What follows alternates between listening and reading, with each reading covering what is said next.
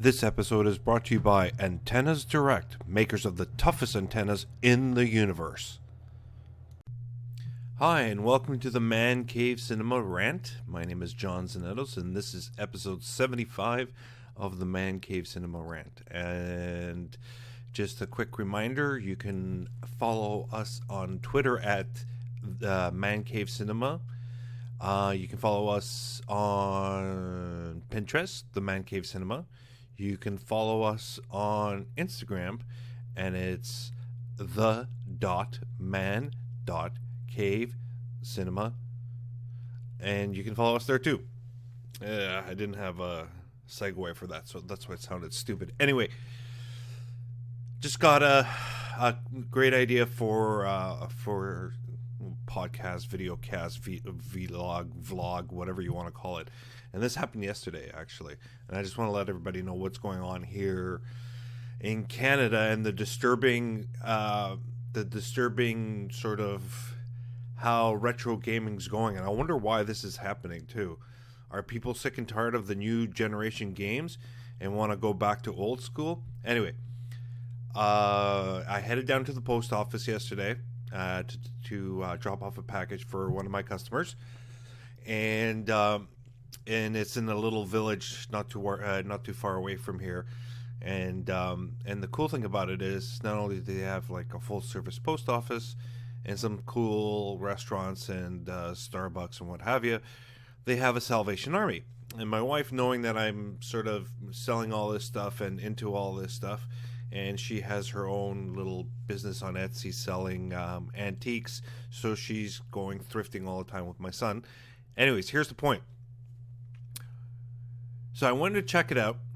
I checked out on their display outside, the glass thingy that they have outside. And they had a boxed Nintendo 64, a boxed Super Nintendo. They had an unboxed, sort of a loose Super Nintendo with 5 games. And one more, I think there was a PS2 in there, I think. Anyway, so I go, okay, cool. Here's something I can pick up, fairly cheap and put it on my store and give it, and sell it to somebody just so they can, give the item a great home and get appreciated. But here's the clincher here. For those auction items, and Salvation Army here in Canada does not, their website only shows their store hours and what have you. They don't have their auctions up there. They're not as savvy as the guys down in the US.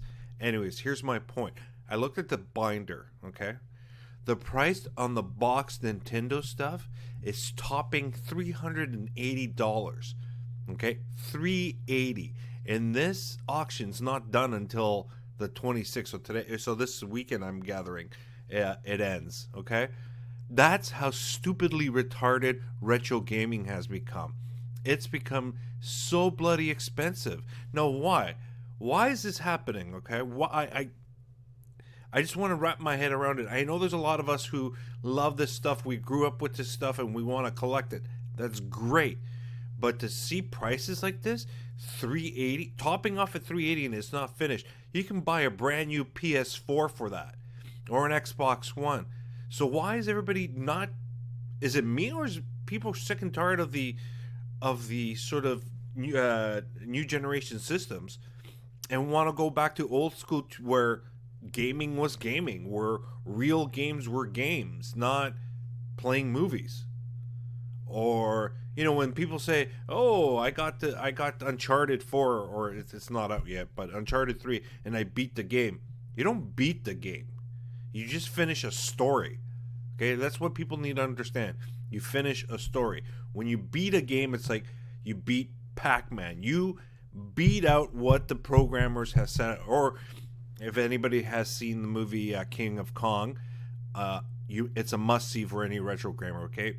King of Kong, which is Donkey Kong, and this story, it's a documentary. It's a story between these two gamers who are constantly competing against each other. It's like, it's a great movie. I don't want to spoil it. So, point being is those guys, when you say beat the game, they beat the game to the point where it crashes. There's no more levels. There's no more memory left to put anything in it. The game just hangs or just finishes, or it's the kill screen as they call it. That's beating a game, okay? You guys finishing, a game like Call of Duty or whatever, that's not beating the game. You just finished the story that's being narrated in front of you, okay? I never got that.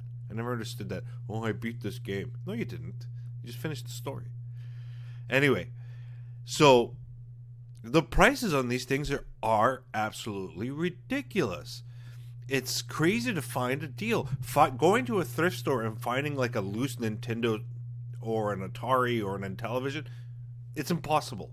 Impossible. They know how much this stuff costs, and it goes into their display case, and they're priced super high. I mean, to be quite honest with you guys, and I'll be totally honest, okay? The Nintendo, the NES system that I have for sale on my site for $150 Canadian, okay?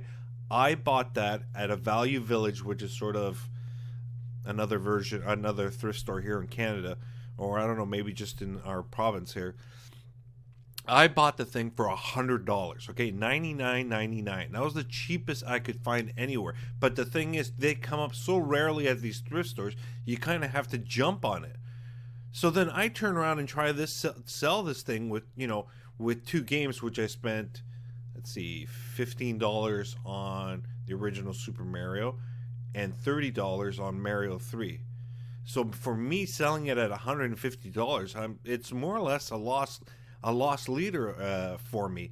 But I get people yelling at me from the USA, oh, I can get this for 30 or 40 bucks. Well, guys, there's a difference between, even though we're very closely matched and we share a border and we share a lot of the same commonalities between our two countries, but you cannot go and pick up a retro console for 40 bucks. It's impossible. That's why it's crazy. I don't understand why things are so expensive now. Like, crazy, stupid expensive, and the thrift stores are getting on this. Now, forget about eBay. eBay is a loss leader. I mean, that's stupid. The prices that some of those people charge in the shipping, $50 for one cartridge, really? I don't get it. Anyways, that's my rant. I'm John Zanettos. This is episode, 75? And we'll talk to you later.